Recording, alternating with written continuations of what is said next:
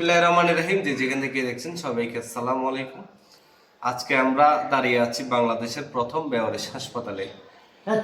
আমার পাশে একজন বৃদ্ধ বাবা আছেন, এনাকে আমাদের হাসপাতালেরই একজন এমপ্লয় নুসরাত আলম ইলমা আমাদের হাসপাতালে দিয়ে যান। বাবাটিকে রাস্তায় যে জীর্ণশীর্ণ অবস্থায় পড়ে থাকা অবস্থায় আমাদের নুসরাত আলম ইলমা পেয়েছিল, উনি আমাদেরকে হাসপাতালে দিয়ে গেছিলেন। বাবা, আপনার নাম কি? আবু তাহের। মোহাম্মদ আবু তাহের। আপনার বাড়ি কোথায়? লক্ষ্মীপুর, নোয়াখালী। ওনার নাম মোহাম্মদ আবু তাহের, ওনার বাড়ি হচ্ছে নোয়াখালী, লক্ষ্মীপুর। আপনার কে কে আছে? কেউ নাই। এই বেওয়ারিশ বৃদ্ধ বাবাটির এই পৃথিবীতে কেউ নাই। যার কেউ নাই তার জন্য আল্লাহ আছেন, এবং উসিলা হিসাবে কাউকে না কাউকে উনি পাঠান।